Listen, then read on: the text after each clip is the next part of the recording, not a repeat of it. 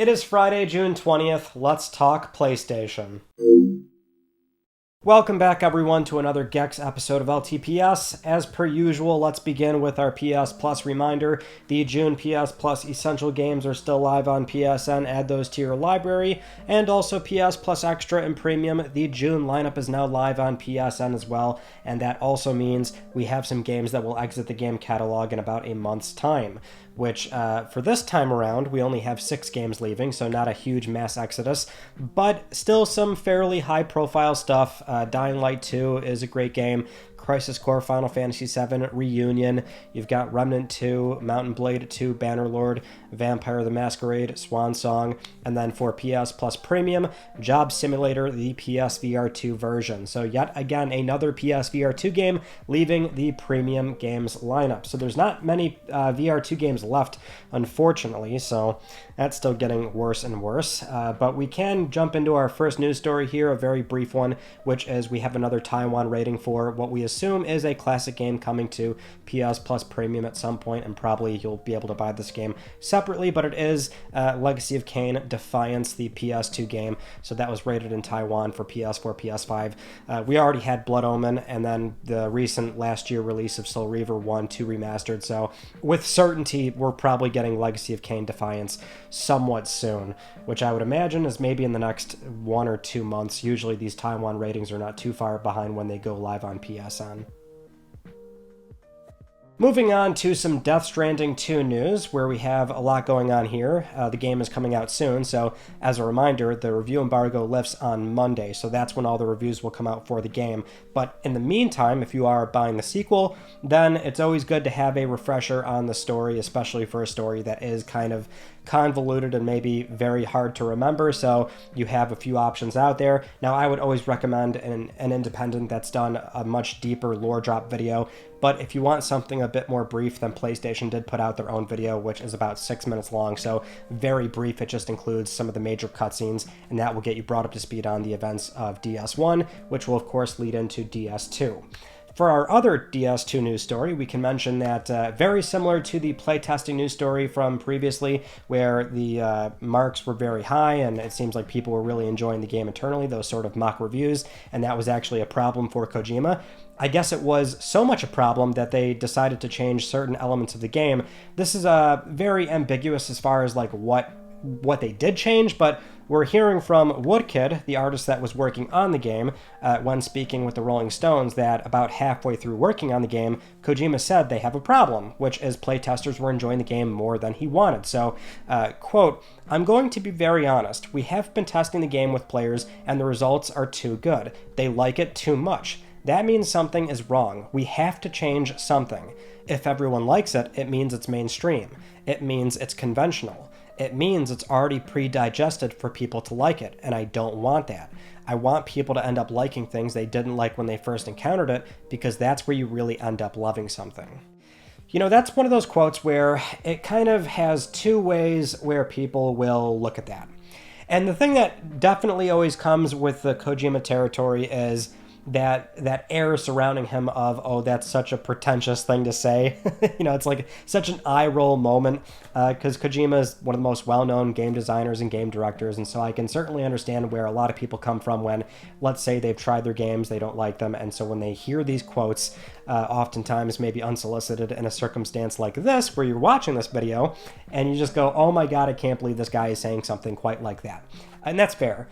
There is still the other side of it that you can appreciate, in the sense that, like, this guy has been given such a big budget for the first game, did something very different, very against the grain of what a lot of others in the AAA space are doing, and I think by all means he accomplished that sort of idea of something that's, you know, a bit polarizing, but if you are into it, you really do deeply love it. But now it's like almost to a fault, where because the game is sort of established and now it's had like so many ways to be accessed, whether it's just very cheap to buy or it was on Game Pass or Plus, and now you've got more folks that are playing it in droves, and now they're more familiar with it, and now they know what they're getting into playing the second game, and maybe those were the same playtesters that already played the first game. Now that's to a fault of the reception maybe was too good, and now that it's like, oh, well, now we have to change it even more or something. I don't know. I always sort of appreciate that, even when it does maybe look a certain way. Moving on to Sucker Punch and Ghost of Yotei, where we have some new details from the PlayStation blog, courtesy of the co-creative director Nate Fox, where they were talking about one of the recent research site visits to Hokkaido, Japan. And so one thing that they were doing on the site visit is foraging for vegetables, because that's something that they do there. And so their ANU cultural advisor had them go up to a nearby mountain, and they spent the whole day foraging for vegetables. And this experience, I guess, was just so great, so enlightening, that they decided later that night that they would put foraging into the game. And that's the only little thing we learned, so they didn't actually explain what that would look like, what you'd be doing, if it's anything beyond the standard sort of, out and about picking up materials and using that for things down the road, because not only did the first game have that, but many open world games tend to have some kind of element of, finding resources and crafting. So I would hope that there's maybe a little bit more to that, but it was, I guess, still cool enough to hear that that was like a direct consequence of the site visit. Because that's something Sucker Punch has done for the previous game, and of course this one, especially in the context of trying to be culturally respectful and taking a lot of research photos and looking for inspiration and trying to understand the culture and make sure that everything is, as accurate as possible to the local fauna and flora and things like that. So it's just cool to have that direct sort of anecdote of, this is why this is in the game, Now, having said that, I do hope it is something a bit beyond what I just mentioned, like, Tsushima had an element of that.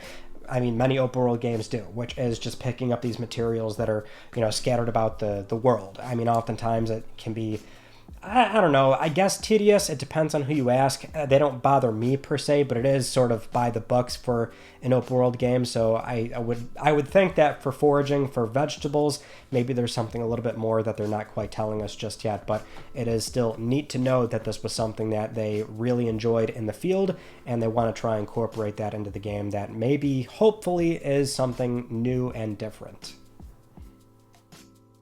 Next up, we have a new rumor for that 2.5D Metroidvania Greek God of War prequel game. This one comes from, again, Giant Bomb's Jeff Grubb on a recent podcast episode of Last of the Nintendogs, and he simply said in passing he's heard the game is pushed to 2026, which is basically what we were hearing anyway, is that it seemed like a release date, or rather a formal announcement was imminent, whether that was planned for the 20th anniversary or not, and whatever the reason is, it seems like it is now pushed into next year. Now, granted, it sounds like it's a much smaller game in scope, so it maybe was not even in development that long, and if we are hearing the delays because they want to add voice acting to the game, and I think that would be a very worthwhile delay to have, then yeah, I would imagine it's probably 2026, but if it is very much a smaller game in scope, if it comes out at a $40, $50 price tag, very similar to an Astrobot or something, if it had a 3-year, turnaround cycle for the dev time, then you gotta figure they announce this thing, and then it comes out next quarter or something like that. So it can't be too far behind, I would think, but it would definitely be a worthwhile delay if we do, say, have a Greek God of War game with T.C. Carson taking on that role again. I would love to see that. And you would think that is indeed what would happen, because we already know Christopher Judge has gone on record saying he would not do a young Kratos voice out of respect for TC and the character and what that means for that entire situation. And I really love that from Chris, and it would be just so awesome to have TC take on that role again. So having said that, it would appear as though the Greek God of War game maybe is at least 6 to 8 months away. Moving on to more live service troubles, and a very not so surprising update here, and this only comes just after Sony reaffirmed a fiscal year 2025 release date from their business segment briefing. It's now confirmed that Marathon has been delayed. So over on their site, Bungie's site rather, they did post this update confirming that after the alpha play tests, they've decided to delay the game indefinitely. So they do say that over the next few months, they'll continue closed testing, and their immediate focus areas are upping the survival game with more challenging AI encounters, more rewarding runs, and making combat more tense and strategic. They're also doubling down on the universe with increased visual fidelity, more narrative and environmental storytelling, and a darker tone, and plus they'll add more social experiences, including adding a better experience for solos and duos, and adding proximity chat. So it does seem as though they are taking all the feedback to heart and they are delaying Marathon, which, right off the back of it showing up during the business segment briefing, we're also hearing that a lot of Bungie staff didn't know about it, but I don't know how much that really matters in the grand scheme of things, because Bungie's a pretty big, well-oiled machine, and not everybody is on Marathon, mind you. But, I mean, here's the thing. It's another live service hiccup here, more trouble, more bad news. It's easy to sort of pile onto it, but, I look at this and I think, good. That's what needs to be done for these type of experiences. I think you have to sort of get something playable out there very soon, or as soon as possible, really, when you have something that is, in a state that looks the way that it is. I mean, now, arguably, maybe Marathon is too far along to where how much are they really going to change by the time they want to ship it in, sometime in 2026, obviously, but because they were planning on releasing this game in September. So clearly this was, I guess, close enough to the finish line to where it's like, oh, you pretty much full-blown made the game. And granted, it is a live service game, so it's going to be molded and evolved over time with, new content, seasonal updates, and all that stuff will be based on player feedback as well. So there is like a feedback loop that happens post-launch, obviously. But the issue becomes for a lot of big established publishers of they don't want to foot that bill to try and save the game over a 1-2 year period. Oftentimes, just based off pre-orders alone, they will cut seasons behind the scenes, fully expecting, we'll commit to 4 seasons, we'll commit to 2 years of support. And based off pre-orders, that might already get cut down to 1 year. That then gets contingent on if you want to get back to year 2, your player numbers have to be up, your, whatever sort of monetization we have in place that has to perform really well to sort of re-earn those years. That very much does happen behind the scenes. So it's not like that stuff, doesn't happen post-launch, but it does create a sort of uneven expectation when the game's already out and it's expected to start making money right then and there. So it's always contingent on, how committed the publisher is to making sure that game can succeed. But I still find that, you got to get something playable out there, create a feedback loop with players, and, God forbid, if this thing does have a future, it's not like we don't have comeback stories in the games business. They're kind of rare and few and far between, but like it happens. So, you know me, I'm always very optimistic on these things, or at least I try to see it in a way that most others don't, and I think this is the right approach. I'm not sure if it's the approach that is really going to work or save the game, given how far along it is, but, I see something like this and I think, yeah, that's probably what you had to do. Now it's just up to Bungie and also Sony to make sure that they can get this thing into a state that maybe creates a lot more player excitement than what they were seeing with the alpha playtest, because it clearly was not working. Next up, Sony has finally lifted the buying restrictions for most of their PlayStation Studio games on PC. So recently some back-end changes were made, and you can see that for big PS Studio games like God of War Ragnarok, The Last of Us Part 2 Remastered, Spider-Man 2, Helldivers 2, they're all showing that you can buy them in most locations, since depending on the game, it was barred in 130 to 170 something countries. And that was always very puzzling, because while there was that notion of, PSN is not officially released in these countries, or Sony has no presence regionally to collect currency, whatever the exact issue was, it was still very puzzling that they're going into a global storefront like Steam, and, they're doing things like requiring PSN, but now that's gone, and, this. So better late than never. It's finally lifted, so that's good. It's still just, again, for a company like Sony, I don't know why they wouldn't have had some foresight into making sure that this would not have been an issue. I mean, of course, you can sort of make that argument of these countries might have represented a buyer pool of 5%, maybe less. It doesn't really matter, because it just generates a lot of negative press surrounding your games as a publisher.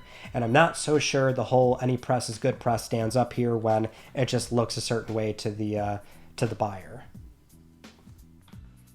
Moving on to PlayStation VR2, where Sony made a brand new PS VR2 game out of nowhere and shadow dropped on PSN already. It is playable in 2D, but it's a PS VR2 mode as well, and it's called Climate Station. So it's out now. It's developed by SIE and in collaboration with the United Nations Playing for the Planet Alliance.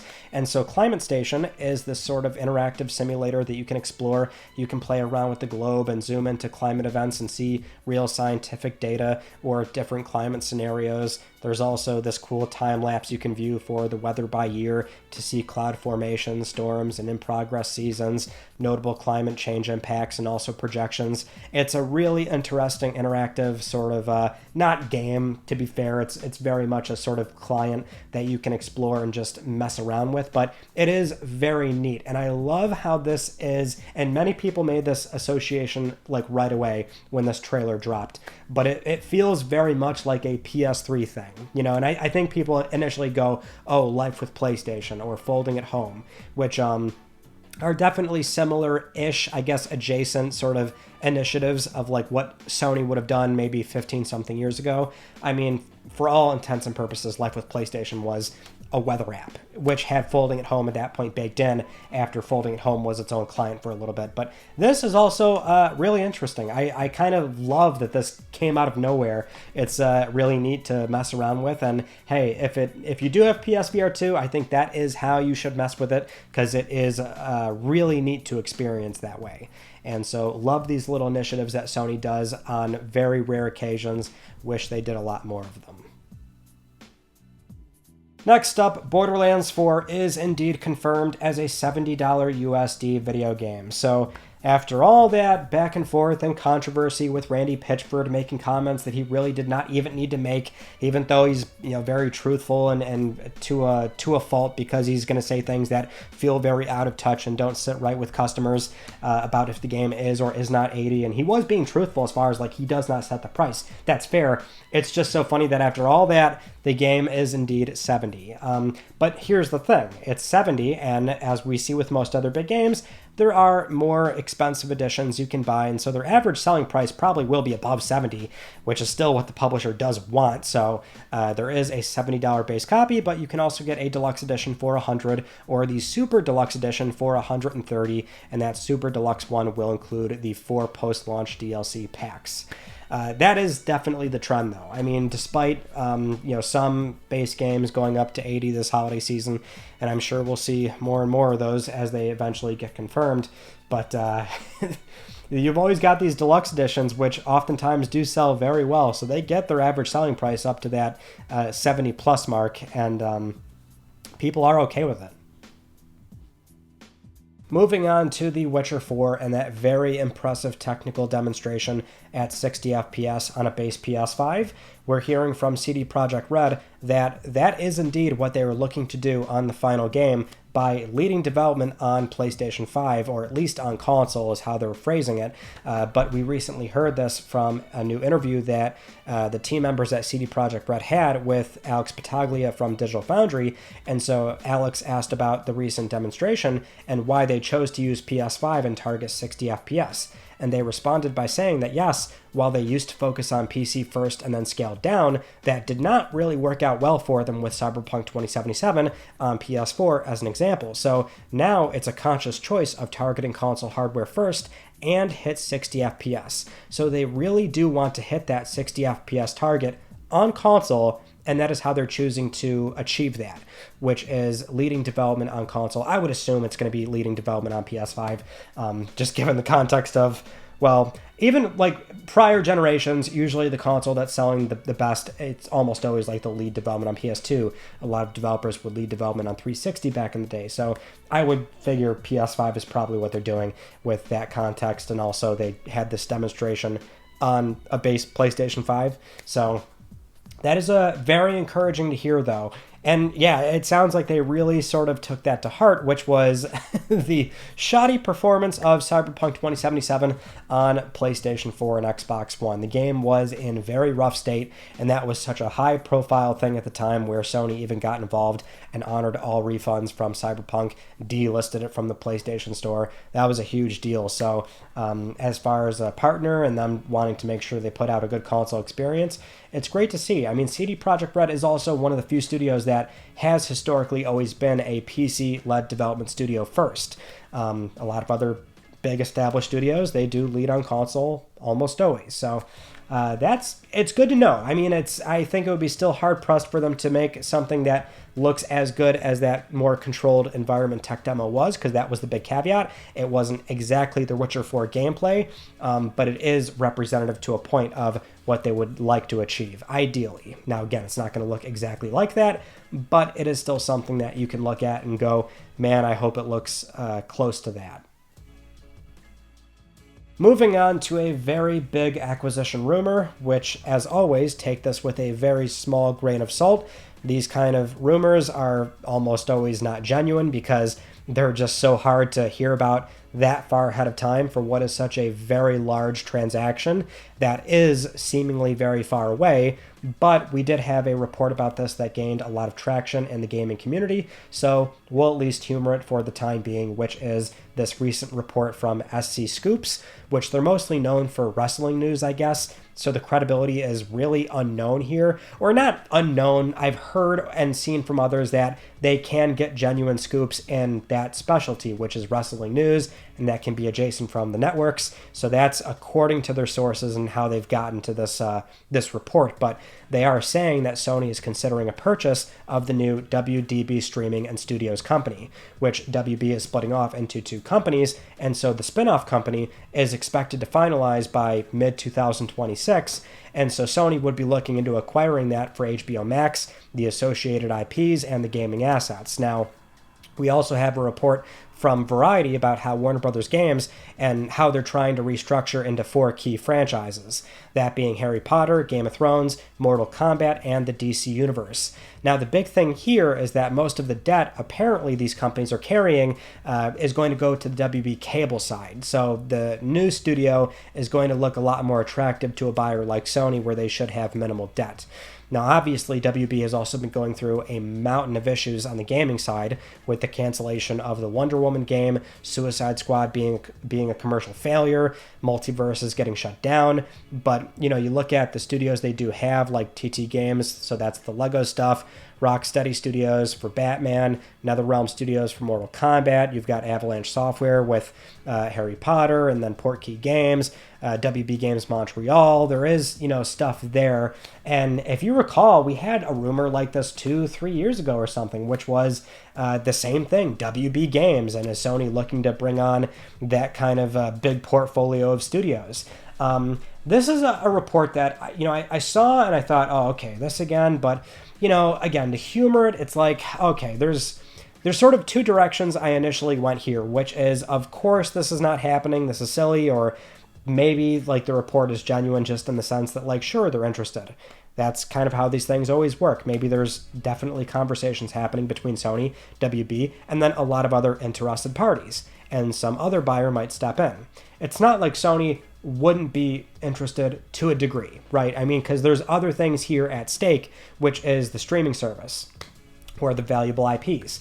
So there's obviously an angle to consider as far as like, oh, it does make sense. More so when you also think about like new leadership turnover at Sony. Now, at least on the PlayStation side of things, which has had its own turnover as well, historically over multiple leadership changeovers, we've still seen how Sony acquires studios and how they want to be very careful about that. They have a process that, again, over multiple generations and leadership has always generally been very much the same deal of a long-standing studio that we've worked with on multiple projects, multiple IP, and we've fostered a very close relationship, and it makes sense to the point where they finally want to bring them on board, and they've held that through all the way to the PS5 cycle with Housemarque and Bluepoint. Obviously, they've changed a little bit in the sense that they would, now invest in new studios, bring them on board, and we've seen those plays are also very risky, and, same with Bungie, where that was meant to be integration for their live service initiative, which, again, not a good play. But, they're still very conservative as far as how, like, SIE wants to bring in game studios. But you look at Hiroki Totoki, who is leading the entire Sony organization now, and he has gone on record of saying, we need more IP. And this would be new IP. This would be more IP for not just PlayStation. So, Hiroki might be more motivated versus other prior leaders throughout the Sony org. So, I think about that and I'm like, okay, maybe there's a scenario where this actually goes through, and maybe it does make sense to a degree. Now, how does PlayStation deal with that? Because I still don't necessarily think they want all the baggage that WB Games is going to bring in. I mean, there's some that, like, you can plausibly sort of come to the conclusion of, like, oh, it makes sense. They were very close with Hogwarts Legacy. They wanted that to go all the way through. Sony's very invested in the fighting game scene now with Mortal Kombat. They're doing a lot of Marvel stuff nowadays. I mean, who's to say they would not love a very boutique PS Studios Batman game where they can give it to one of their studios and you can see a brand new single-player Batman game, and let's say they lock that game down for exclusivity. Because the other thing, too, is that if these come in, I see a world where they're kind of like Bungie. You operate independently, keep doing your thing, keep being multi-platform. We don't want to come in and make all these games exclusive.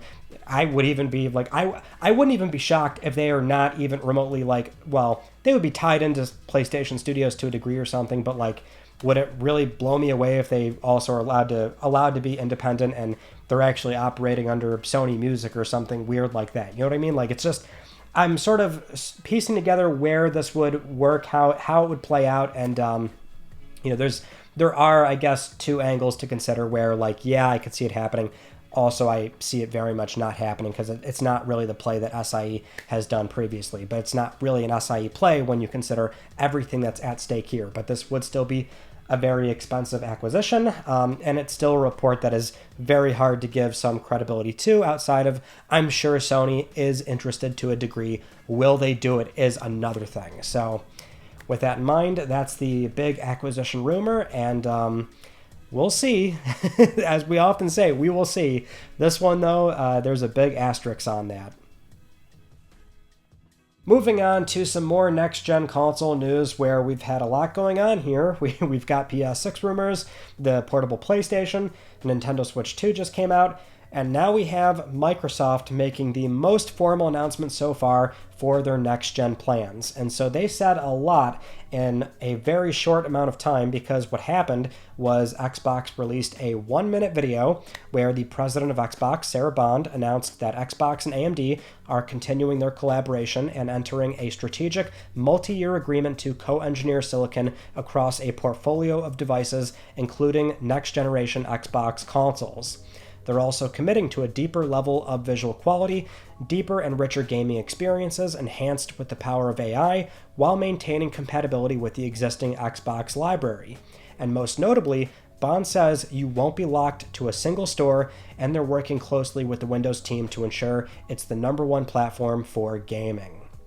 So again, only 1 minute long, but they said a lot, and it also does sound a lot like what we've heard for their next-gen console plans, and that, I still think, like, it's going to be a console, or consoles, depending on, whatever sort of SKU approach they want to take here, or if they have other manufacturers. I don't know what the exact approach is, obviously, but I'm sure they are still making traditional in-house Xbox consoles that go under a TV, you boot it up, it's got a very optimized sort of console-looking UI, an Xbox-inspired UI, but the sort of software-driven layer underneath is a Windows platform that, like we're seeing with the official announced Xbox ROG Ally, that will be a platform that is not locked to a single store, as Bond not even alluded to, just said outright. And that would completely upend the sort of traditional console model. And so this is the most PC-sounding console we've ever had, but it does upend that model. I mean, that's always been this conversation around, will the next Xbox play Steam or rather will launch into Steam and GOG and the Epic Game Store, and what's the upside for Microsoft doing something like that? Because obviously when you do that, you are giving the consumer agency in a way which is good. Don't get me wrong, having multiple stores is indeed a fantastic thing. That's the problem with, like, buying digital games on the PlayStation Store. I say this all the time, but you're locked to a single storefront where you're beholden to Sony and all those publishers for when they want to give you a sale, as an example, right?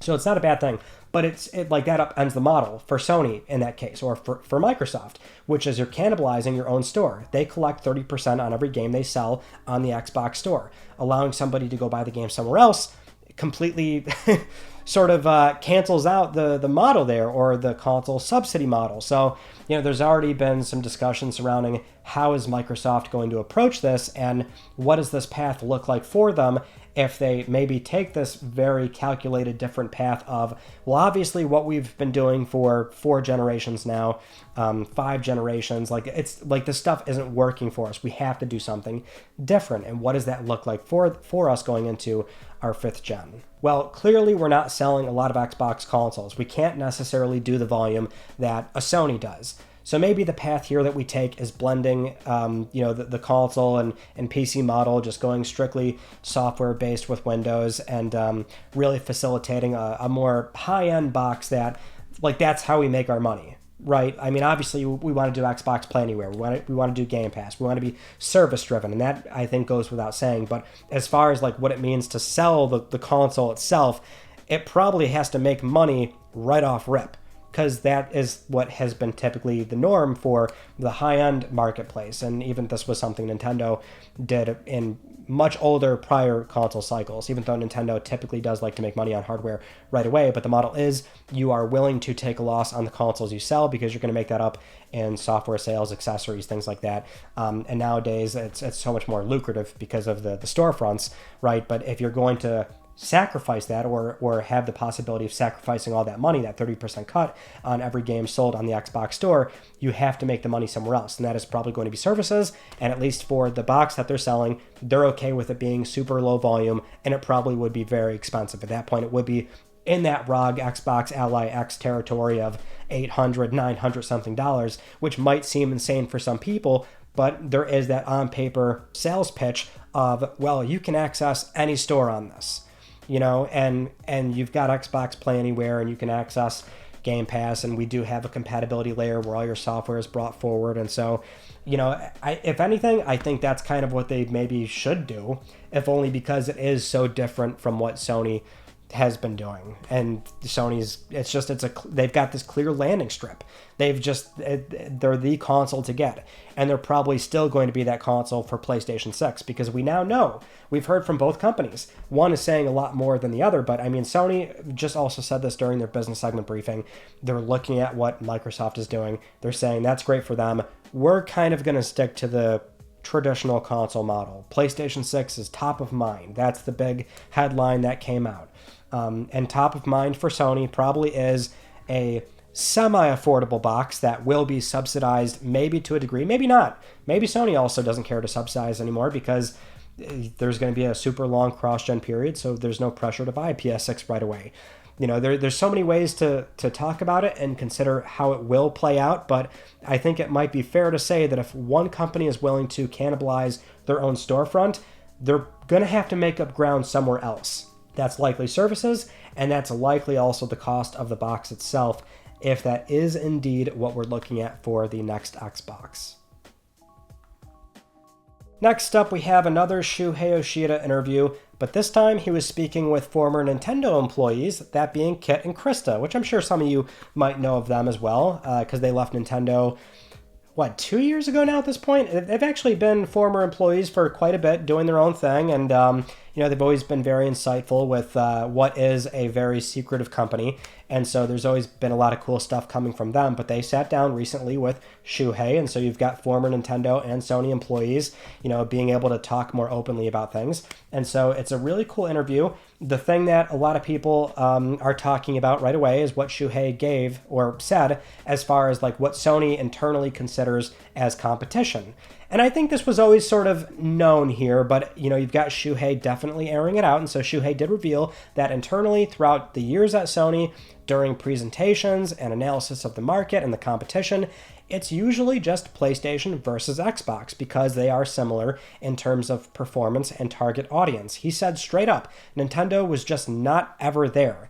Not because they're ignoring them, but they have a different audience. So they were never seen as direct competitors. In fact, Shuhei frames it as Nintendo players can lean more young and they bring in that audience to gaming. And so it's good for Nintendo to do that. And so there's maybe hope that they might graduate to a more mature system like a PlayStation or an Xbox. Now, Shuhei did also clarify that this is except, Japan. Japan's the caveat because that is something where Xbox is basically non-existent there. So the folks at Sony Japan do consider that comparison more, but globally, not so much.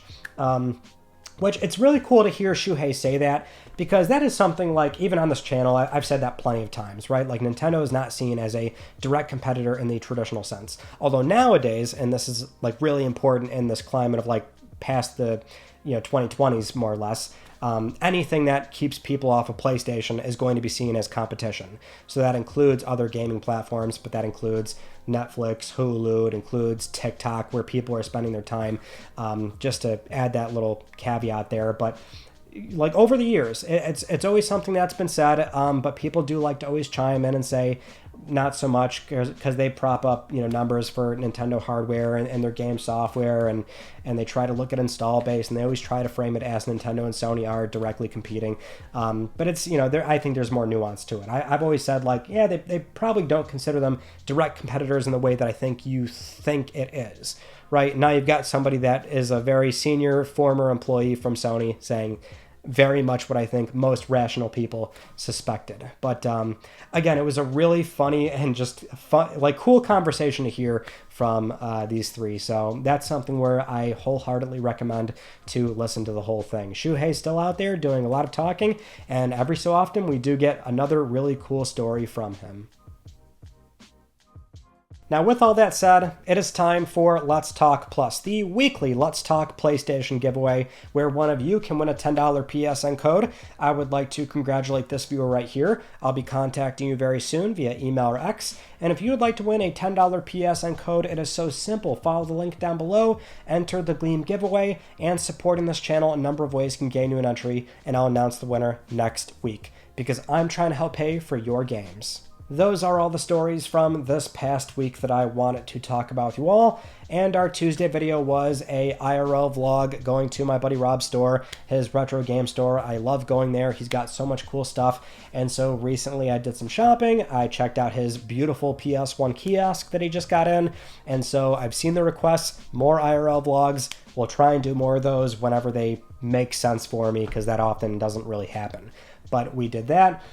Coming up, we have a Click R3 episode probably going live on Thursday or Friday. I'm not exactly sure, but we should have another episode coming up very soon. Another upload on Tuesday on time, hopefully.